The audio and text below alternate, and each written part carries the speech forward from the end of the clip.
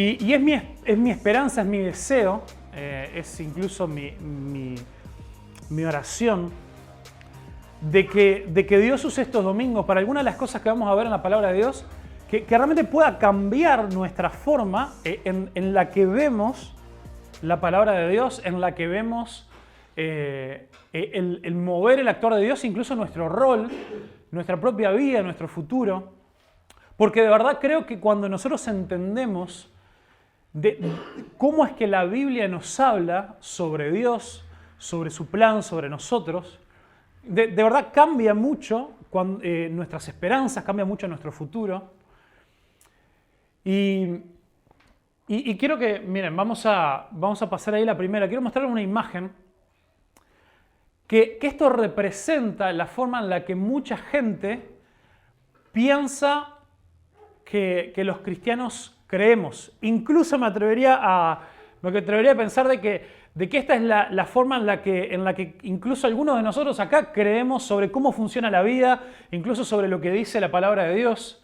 Y es esta idea de que nosotros estamos en la tierra, de que nosotros estamos en este mundo y vamos viviendo y sabemos que la Biblia nos enseña de que todos hemos pecado y la Biblia nos enseña la profunda necesidad que nosotros tenemos de Dios y cómo muchos entienden que el objetivo de la Biblia, el objetivo de Dios es contarnos a nosotros cómo poder escapar esta realidad y poder llegar a creer algo específico, a vivir de alguna forma específica para que cuando termine nuestra vida podamos ir al cielo o al infierno.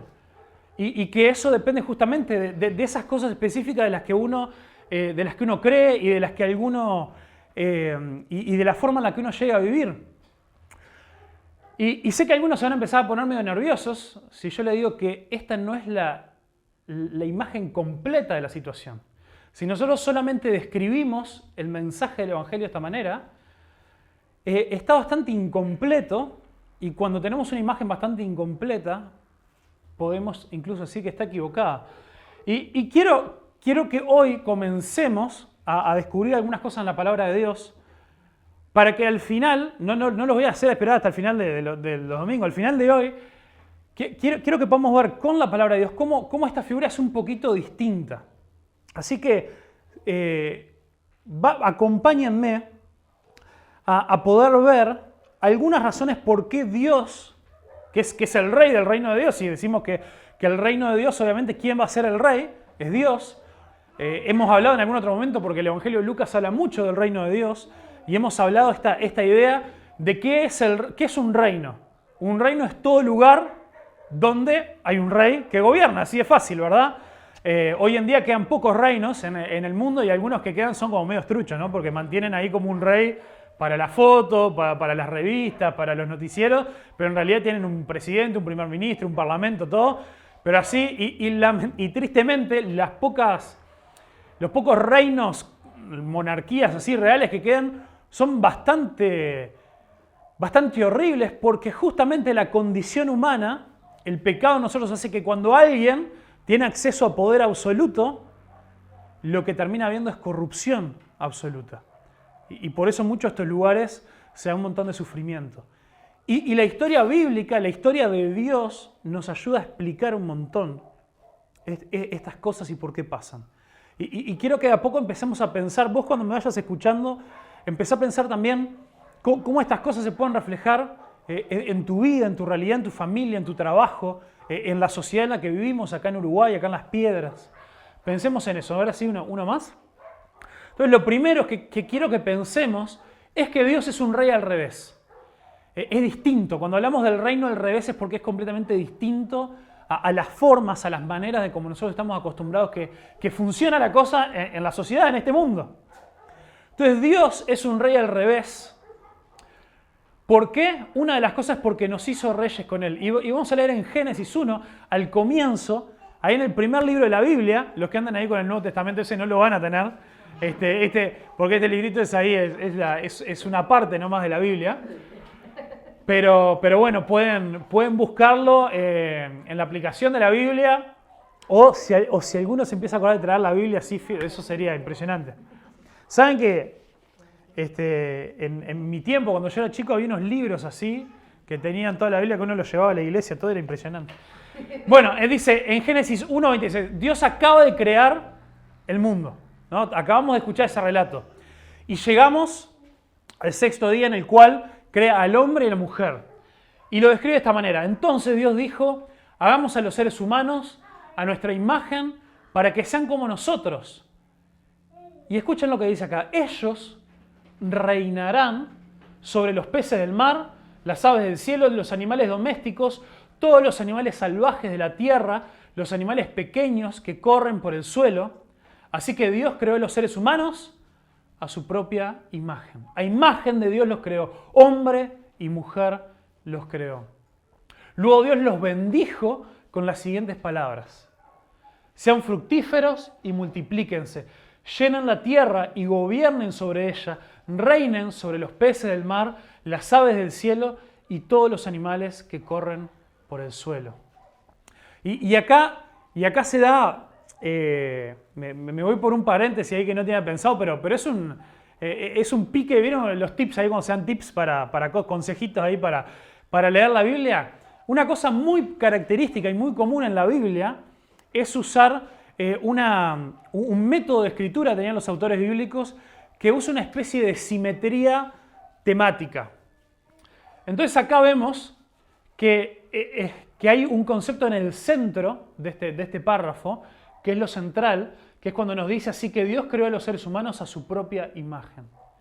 Esto es lo importante que Dios nos quiere decir y nos lo repite, porque vemos que antes al comienzo Dios dice vamos a hacer al hombre a nuestra imagen, para que sean como nosotros. Entonces, acá surge esta gran pregunta de qué significa que seamos. ¿Es esto una enseñanza como la de, por ejemplo, la del budismo, la del hinduismo, que dice, bueno, Dios es todo y está en todo, entonces también hay algo de Dios en cada uno de nosotros, y es como esa idea media rara? No, para nada.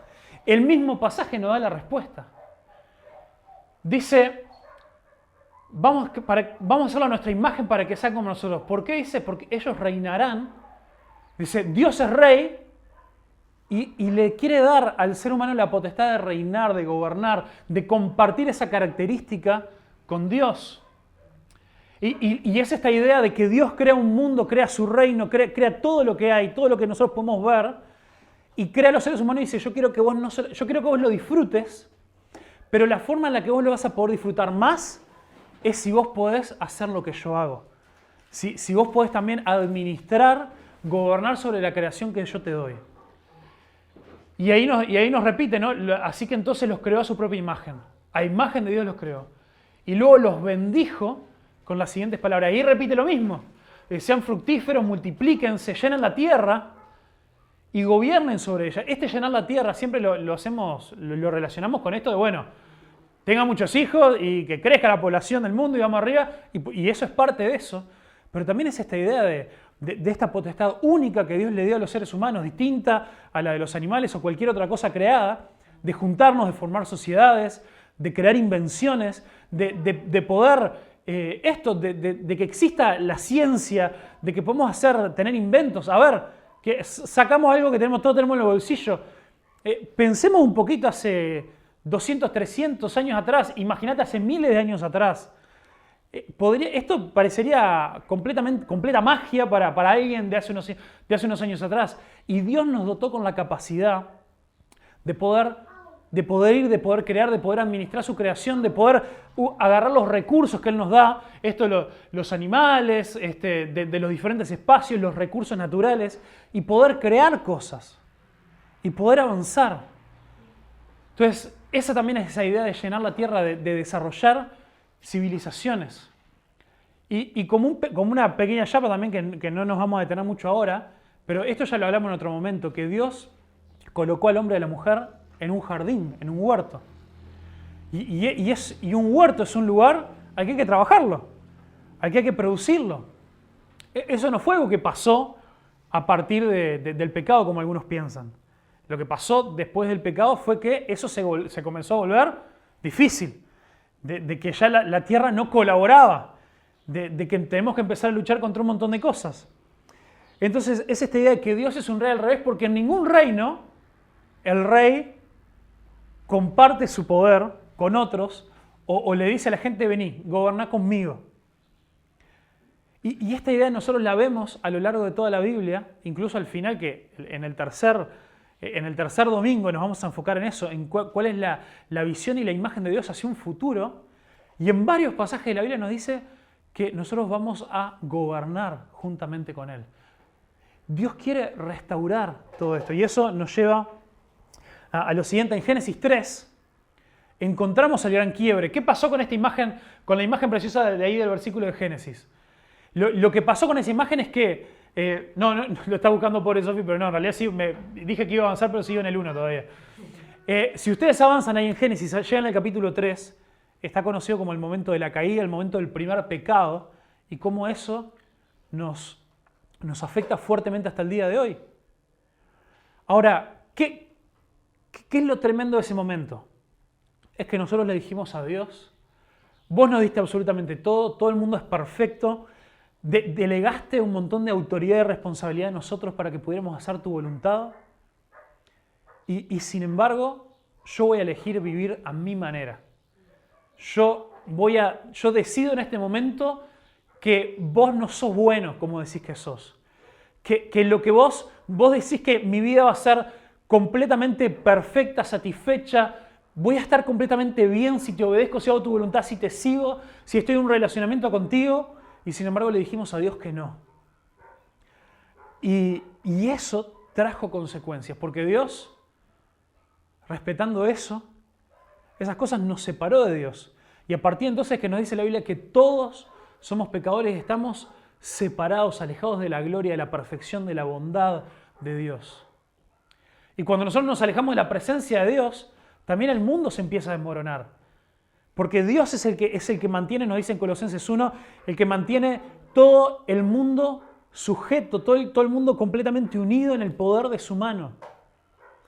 Y cuando nosotros rechazamos a Dios, también estamos alejando esa bendición y estamos alejando ese poder de nosotros. Y empezamos a luchar en nuestras propias fuerzas. Y ahí es cuando el reino de Dios se dividió. Ahí es cuando, por un lado, Dios mismo creó desde el comienzo el cielo en la tierra y nosotros le dijimos, no, salí de acá. Y si el reino de Dios es todo lugar donde Dios está y donde Dios gobierna, cuando nosotros echamos a Dios de nuestras vidas, entonces de repente nosotros ya no estamos más en el reino de Dios. Y comenzamos a construir nuestro propio reino, nuestro propio gobierno, nos queremos gobernar a nosotros mismos. ¿Cómo nos ha ido con eso? A nivel, pensalo de las dos maneras, a nivel del mundo, de la sociedad, ¿cómo nos ha ido a los gobiernos de la ideología política que sea? ¿Nos está yendo bien?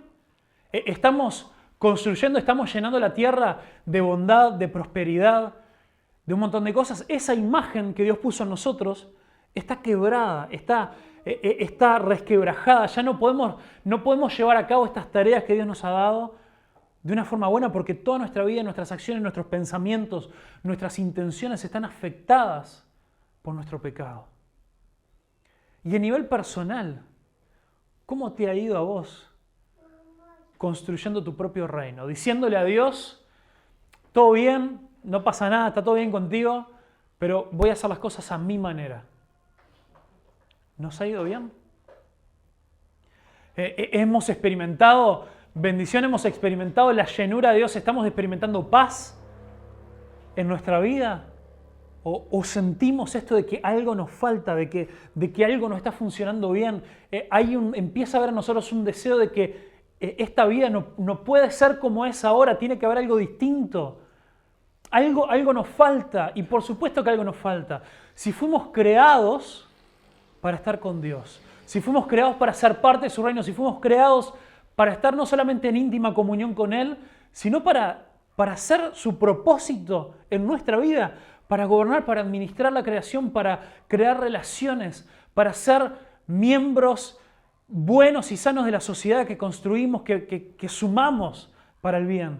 Y tantas veces nosotros sufrimos las consecuencias de los pecados de otros, pero además las cosas que más nos duelen son las consecuencias de nuestros propios pecados, de nuestras propias decisiones. Y qué bueno que en un reino normal, en un reino común y corriente, ¿cuál hubiera sido la reacción de este rey? Bueno, un destierro total. En alguna de esas monarquías bien estrictas hubiera sido, bueno, así una buena guillotina para todos, ¿no? Ahí, bueno, está bien, no me querés, tómatela, chao, ejecútenlo, se terminó. Sin embargo, Dios es un Dios al revés. Y ahora sí, ¿por qué Dios es un rey al revés? Porque siempre quiso traernos su reino. Desde el comienzo nosotros vemos que en el mismo Génesis 3, Dios le dijo, va a haber alguien, le dijo a la mujer, después que Dios confronta al hombre y a la mujer con su pecado, dice, de tu simiente, de tu descendencia va a haber alguien que va a aplastar la cabeza de la serpiente, que fue quien tentó a la mujer, que va a acabar con la muerte, que va a acabar. Y Dios desde entonces nos dice que para Dios el querer restaurar esto, el querer volver esto a la normalidad, no fue un plan B, no fue algo que se le ocurrió cuando dijo, uy, no te puedo creer que pecaron, ¿qué hacemos ahora? Dios desde el comienzo tenía clarísimo qué era lo que Él iba a hacer para restaurarnos a una relación correcta con Él. Entonces Dios es un Dios al revés porque Él siempre quiso traernos su reino. Y esto lo vemos de Génesis 12. Si vamos ahí al siguiente pasaje, miren, después de un montón de incidentes, Dios comienza a querer establecer su reino entre nosotros. Y elige un hombre, Abraham, que algo que es impresionante en la historia de la Biblia es lo tremendamente honesta que es con quienes serían como los personajes principales, ¿no? Vieron que siempre en las películas, en las historias de los personajes principales, siempre buscan forma de que nos caigan bien, de que sean buena gente, de que hacen todo bien, porque ellos son los que van, los héroes, los que van a salvar a la gente y todo lo demás. Sin embargo, la Biblia es tremendamente honesta porque nos deja muy claro que Abraham, esta persona es la que Dios elige y le dice, mira, le dice, ¿no? Haré de ti una nación grande, te bendeciré y engrandeceré tu nombre y serás bendición. Bendeciré a los que te bendijeren y a los que te maldijeren maldeciré y serán benditas en ti todas las familias de la tierra. Y esta es esta promesa que Dios lo agarra a Abraham y le dice, vos no sos nadie, no es que se lo dice así, pero la historia lo comprueba, ya le voy a contar por qué. Pero yo te elegí para comenzar a establecer mi reino acá. Yo quiero que de tu familia formar un pueblo enorme. Y dice, y ese pueblo va a ser mi pueblo, y ese pueblo va a ser de bendición a todas las familias de la tierra. Lo hemos hablado también, esta idea de que cuando hablamos de que Israel era el pueblo de Dios, no es esta idea de que eran como los favoritos de Dios, ¿no? Y después el resto que reviente. No, el propósito de Dios era obrar a través de su pueblo para que todo el mundo pueda llegar a conocer de este Dios. Y desde el comienzo Él busca que esto sea así. Y también esta, acá aparece, en realidad en esta traducción no se ve tanto, pero en esto dice, serán benditas en ti todas las naciones. Esto de en ti es a través de tu descendencia. Esa es la idea que da el lenguaje original. Y esa palabra descendencia no es plural, que está como esa ambigüedad, que no es solamente el pueblo de Israel, pero es la descendencia. Vuelve a hacer referencia a la simiente de la mujer, que también vendría a través de Abraham, que vendría a finalmente traer por completo el reino de Dios. Y ahí algunos que sabemos hacia dónde va la historia, nos vamos imaginando hacia dónde va todo esto. Y eso sigue, y empiezan a aparecer personas que dicen, che, este va a ser un líder que puede ser como un segundo Adán, un segundo primer hombre, que establezca el reino de Dios y que todo vuelva a la normalidad. Después de Abraham, yo les decía que la historia deja claro que Abraham era medio cualquiera, ¿no? ¿Saben lo que pasa casi enseguida después que hace esto? Dice, él se va a esta tierra, da un paso de fe, ¿no? Algo por lo cual todos admiramos a Abraham, pero apenas llega, lo siguiente que nos dice, bueno, y ahí hubo una sequía, entonces se fue a Egipto, a otro lugar. En vez de confiar en Dios, huyó a otro lugar. Llega a ese lugar y dice, che, está como bastante linda mi esposa, ¿no? Estamos hablando de otra época, otro momento. Si tu esposa estaba muy linda y había gente más poderosa que vos, podían venir y decía, ¿ella es tu esposa? No sé dónde está el esposo de esta mujer, a ver. Era ese el tipo de cultura en la que estaban. Entonces le viene miedo a él, este gran hombre de la fe, y lo que dice, che, Sara, mira, tengo una idea así espectacular. ¿Viste que nosotros somos medios primos? Porque también en esa época el casamiento entre primos era más común. ¿Viste que somos medios primos nosotros? ¿Qué te parece si a partir de ahora nos empezamos a llamar así primo, prima, y decimos, está todo bien? Entonces le dice al faraón de que era su hermana. Y esto fue una de gran deshonra a Dios. Y cada vez que Abraham hacía algo genial, enseguida aparece otra historia al lado que nos dice, no nos acordemos que este tipo no se merece lo que Dios quiere hacer a través de él. Y en nosotros pasa lo mismo, nosotros podemos ver eso en nosotros cuando nosotros recibimos, experimentamos la gracia, el perdón, el amor de Dios. Muchas veces nos damos la nariz contra el suelo y nos damos cuenta lo perdido, lo desesperado que nosotros estamos por la ayuda, por la gracia de Dios. Y una y otra vez más adelante aparece Moisés, otro gran líder impresionante que Dios usa para liberar a su pueblo de la esclavitud y llevarlos nuevamente a la tierra prometida. Y muchos decían, qué impresionante este líder. Ahora sí, el pueblo de Israel es libre, ahora sí se viene el reino de Dios. Y sin embargo, conocemos que desde el comienzo Moisés fue un asesino, Moisés fue alguien que rechazó y escapó del llamado de Dios, quería hacer todo lo posible para no obedecerlo al comienzo. Después, al ver la rebeldía de Dios, Moisés se enoja, se agarra en ira contra Dios, no solamente contra el pueblo. Después desobedece a Dios en algunas instancias. Y nos dice, Dios lo usó de una manera tremenda, pero esto no puede ser. Pasan los años y aparece David. David así impresionante, el muchachito del arpa ahí que andaba cantando los salmos y escribiendo, y decimos, qué grande David, qué impresionante, qué respeto que él tenía por Dios, por cómo él lo amaba. La Biblia nos dice que era un hombre conforme al corazón de Dios, y decimos, bueno, ahora sí, uno de los primeros reyes de Israel. Quizá Dios lo quiere usar a él para establecer su reino. Y sin embargo la cosa viene bien, y de repente un día, cuando Dios le había dado el poder de construir un gran reino, David, en vez de ocuparse de la tarea del pueblo de Dios, que era bendecir a las naciones de la tierra, se queda en su casa y empieza a codiciar a una mujer que no era la suya.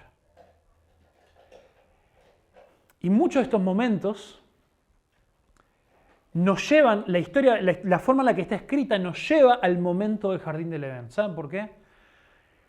Porque cuando Eva toma del fruto prohibido, del árbol del conocimiento del bien y del mal, el único que Dios le había dicho que no toquen, la Biblia usa estas palabras, dice, lo vio y vio que era bueno a sus ojos, que también hace un montón de conexiones con la definición de Dios de lo que es bueno. Porque Dios, mientras iba creando, dice, y vio Dios que era bueno, y vio Dios que era bueno, y vio Dios que era muy bueno. Y Eva, cuando es tentada, dice que vio el fruto que era bueno a sus propios ojos. Más adelante, en esta historia de Abraham que yo les decía, también se nos describe ahí como Sara también vio que era bueno para ella, tema, también que era bueno a sus ojos, es esa frase que usa ahí, esta idea de todo ese plan que armaron para que Abraham tenga un hijo de la promesa con otra mujer y todo lo demás.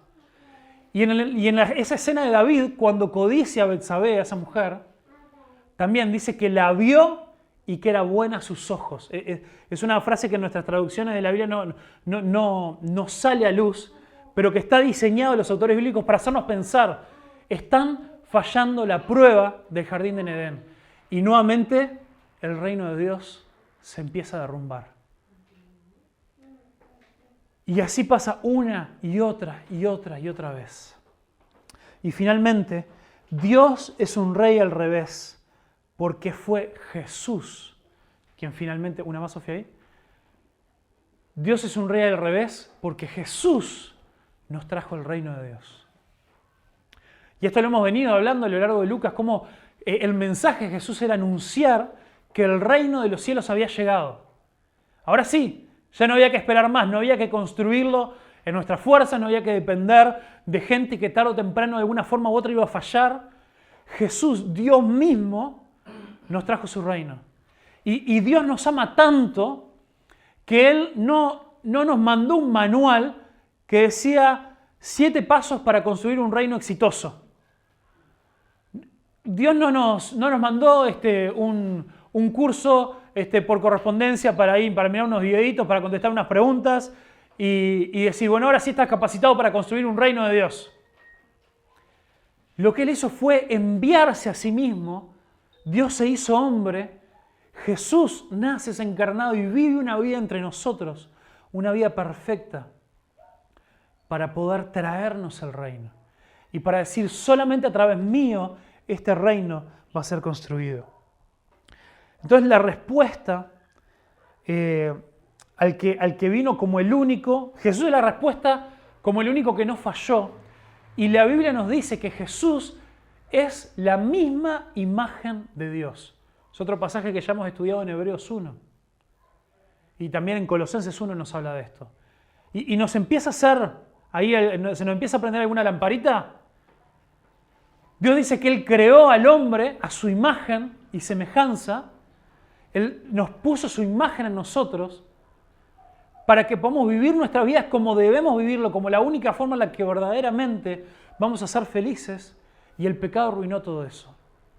La única forma era que viniera alguien con la verdadera imagen de Dios, quien fuera la mismísima imagen de Dios, para poder restaurar este mundo caído, para poder buscar unir el cielo, el reino de Dios. Por eso que Jesús a veces habla del reino de Dios y a veces habla indistinguidamente del reino del cielo, porque nos habla del lugar en el que Dios reina, en el que Dios habita y que Dios quiere traer eso hacia nosotros.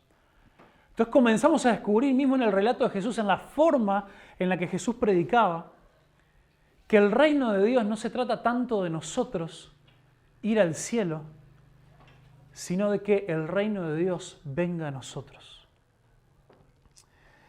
Y entonces es ahí en Juan 10, 7 al 10, que acá tenemos la última parte, que Jesús dice, les digo la verdad, yo soy la puerta de las ovejas. Está hablando de esta imagen de un rebaño, ¿no? Donde guardaban las ovejas en la noche. Dice, para entrar al reino, yo soy la puerta, tienen que venir a través de mí, yo soy la respuesta. Todos los que vinieron antes que yo eran ladrones y bandidos, pero las verdaderas ovejas no las escucharon. Yo soy la puerta, los que entren a través de mí serán salvos. Entrarán y saldrán libremente y encontrarán buenos pastos. El propósito del ladrón es robar, matar y destruir. Pero mi propósito es darles una vida plena y abundante. O Jesús dijo que yo he venido para que tengan vida y la tengan en abundancia. Entonces, Dios es un rey al revés, porque es el único rey que para restaurar su reino, para reconstruir su reino, se da a sí mismo. Eso es completamente único. Jesús, para que esto fuera posible, para que el reino de Dios pueda ser reconstruido, para que nosotros podamos ser reconciliados con Dios, Él dio su misma vida por eso. Y Jesús nos dijo que Él vino a traernos la verdad. Cuando Jesús estaba siendo condenado para ser crucificado, lo que pasó fue que Pilato lo interrogó y le dijo, che, vos decís que vos sos el rey de los judíos y todo lo demás. Y Jesús le contesta, yo he venido a dar testimonio de la verdad. Yo vine a traer la verdad. Y Pilato tristemente dice, ¿qué es la verdad? Se da media vuelta y se va. Sin darse cuenta que él tenía a la mismísima verdad de Dios enfrente a él. Y Jesús también dice, conocerán la verdad y la verdad los hará libre. También ahí en Juan 8. Conocerán la verdad y serán verdaderamente libres. Vamos a ser libres para poder volver a los pies de Dios, para poder dejar nuestro pecado atrás, para poder ser parte activa del reino de Dios. Y un poco más adelante también en Juan, Él dijo, yo soy el camino, la verdad y la vida. Nadie viene al Padre, la misma idea de este pasaje, nadie puede venir a Dios si no es a través de mí. Y eso es tremenda noticia. Eso es una buena noticia, que es el significado del Evangelio cuando hablamos de Evangelio. Eso es algo impresionante, el hecho de que vos y yo podemos no solamente conocer la verdad, la respuesta a absolutamente todo, sino que somos invitados a tener un relacionamiento personal con la verdad. A poder conocerlo, a poder entregar nuestra vida a la verdad, al mismísimo Dios. Y la forma en la que Él hizo esto fue tomando nuestro pecado. Fue absorbiendo nuestro pecado, fue pagando por nuestro pecado, para que vos y yo ahora podamos ser parte del reino de Dios. Cuando Dios comenzó a establecer su reino en el Antiguo Testamento y toda esta idea que yo le decía, ¿no? A través de Abraham, de Moisés, después vino todos los reyes de Israel, cuando Él eligió su pueblo, Él desarrolló, Dios estableció el sistema de sacrificios, que se desarrolló también con el tabernáculo, o era como este templo en forma de carpa, que después más adelante con el rey Salomón se construyó un gran templo, que era donde la gente podía venir a ofrecerle sacrificios a Dios y pedir perdón por sus pecados. Esa idea del templo es el lugar donde el cielo y la tierra se tocan y se unen, donde uno podía ir a encontrarse con Dios, donde uno podía ir y decir, mi pecado ha traído separación de Dios de este mundo, mi pecado trae consecuencias, mi pecado ha traído dolor en mi vida, en la vida de los que me rodean, en el mundo entero, entiendo las consecuencias de mi pecado, me arrepiento de mi pecado, y dijo, ustedes hacen un sacrificio, esto va a ser este símbolo que va a cubrir su pecado, y van a poder entrar en una correcta relación con Dios. Pero ¿cuál es el problema? Ningún animal, ningún sacrificio iba a poder cubrir con nuestro pecado una y otra vez. Íbamos a necesitar seguir ofreciendo sacrificios por siempre que jamás iban a cambiar el problema de nuestro corazón. Entonces, por más que el templo o el tabernáculo o ese momento de sacrificio era como ese momento de volver al jardín del Edén, de volver a ese lugar donde uno podía finalmente tener comunión con Dios, tener una relación con Dios, eso prácticamente se terminaba en el momento que uno salía de ese templo. Y eso fue lo que Jesús vino a cambiar, porque Jesús nos enseñó que Él mismo es el templo, que Él mismo es el sacrificio, que Él mismo es el lugar donde el cielo y la tierra se tocan, que Él se encarnó, que se hizo hombre para vivir acá en esta tierra y que nosotros podamos conocer a Dios, que nosotros podamos entrar en un relacionamiento perfecto con Dios y así conocerlo. Entonces, todavía está la realidad de que si alguna persona que ha hecho esto con Jesús, que ha puesto su fe en Jesús, que ha confiado en Él, que ha dicho, Dios, perdóname por mis pecados, te necesito. Si esa persona muere en este tiempo, o muchas personas nosotros conocemos que han muerto, está esa realidad que la Biblia nos habla de un cielo, nos habla de ese paraíso. Cuando Jesús estuvo en la cruz y tenía a ese ladrón al lado que lo reconoció, que le pidió perdón, que se entregó a Él, le dijo, yo te digo que hoy vas a estar conmigo en el paraíso. Eso es una realidad. Y también está la realidad de que todos están en completa libertad de rechazar a Dios y decirle, yo voy a seguir viviendo mi vida a mi manera. Y eso nos separa tanto de Dios, que la única opción que queda es ese sufrimiento, es ese seguir pagando eternamente por nuestro pecado, a lo que la Biblia llama el infierno. Pero qué bueno sería que nosotros ahora empezáramos a ver la vida, el mensaje de la Biblia de esta manera. Como en un comienzo, Dios, porque incluso pensémoslo de esta manera, si el objetivo sería esa imagen inicial, ¿no? De que nuestro espíritu va a pasar la eternidad en algún lugar, ¿Qué sentido tiene que Génesis 1 Dios haya creado un mundo físico, un mundo con todo lo que nosotros vemos? ¿Qué sentido tiene si nunca fue el propósito de Dios para la eternidad, una eternidad física? Y de esto nos habla la Biblia, que ya le digo, nos vamos a enfocar en el último domingo, pero nos habla del cielo nuevo y la tierra nueva, de Dios resucitándonos a todos los que han muerto físicamente y Dios trayendo, es la imagen que en Apocalipsis habla de la nueva Jerusalén, que se va a establecer en la tierra. Entonces, veamos cómo esta idea del templo y los sacrificios eran esos intentos de que vuelva a haber una conexión entre el cielo y la tierra. Pero ahora, a través del sacrificio de Jesús, la Biblia nos habla que nosotros, que la iglesia somos el templo, y donde sea que nosotros estamos, donde sea que nosotros representamos a Dios, donde sea que nosotros obedecemos a Dios y lo gobernamos, estamos estableciendo el reino de Dios entre nosotros. Seguimos acercando el reino de Dios a la gente que nos rodea. Por eso Dios quiere que nosotros lo sigamos, lo obedezcamos, para que incluso aquellos que no conocen a Dios van a vernos y van a decir, qué bien esta gente, cómo uno puede ver que Dios obra a través de ellos. Y que de esa forma nosotros también invitemos a otros a decirles, ¿querés ser parte del reino de Dios? ¿Querés que Dios perdone tus pecados? ¿Querés que Él te restaure? ¿Querés que Él te dé una vida nueva? ¿Querés comenzar a vivir en una comunión con Dios? Ahora, no cuando te mueras, con lo importante que es la eternidad, después que obviamente es mucho más importante porque es para siempre, pero si no, ¿qué nos queda el resto de nuestra vida? Bueno, más o menos aguantar ahí, esperar, ver a ver si más o menos leemos la Biblia, alguna cosa, a ver si oramos cada tanto. Total, estamos esperando a que Dios nos lleve de una buena vez, porque lo bueno está allá. Pero el mensaje del Evangelio es, el reino del cielo se ha acercado y está entre nosotros. Y lo bueno ya comenzó, porque Jesús vino para que tengamos vida y la tengamos en abundancia desde ahora y para toda la eternidad. Ese es el reino al revés.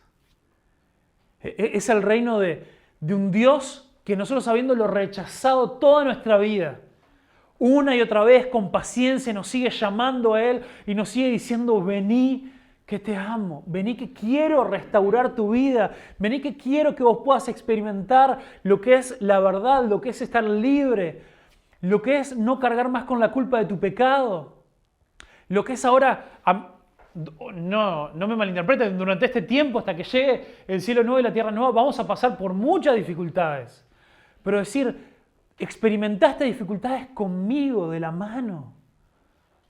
Yo quiero estar ahí para vos.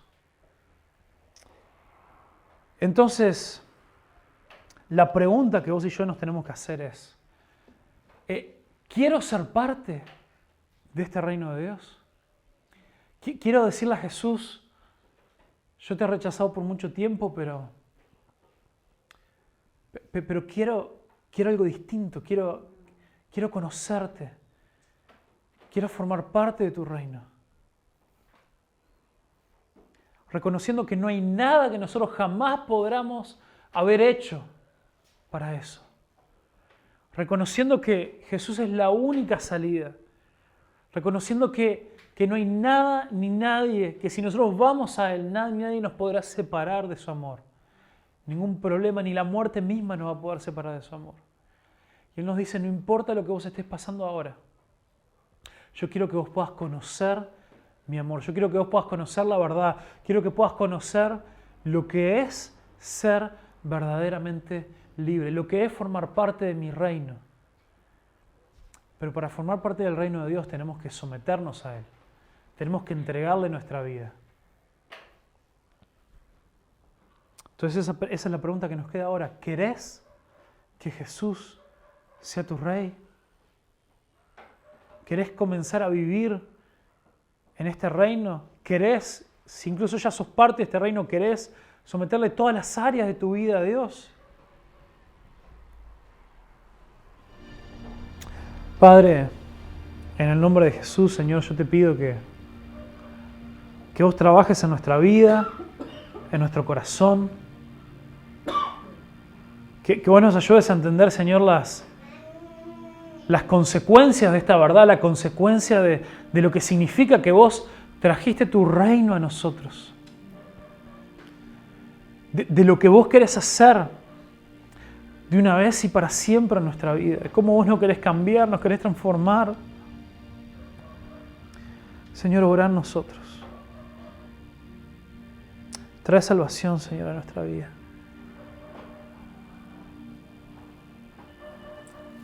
En el nombre de Jesús.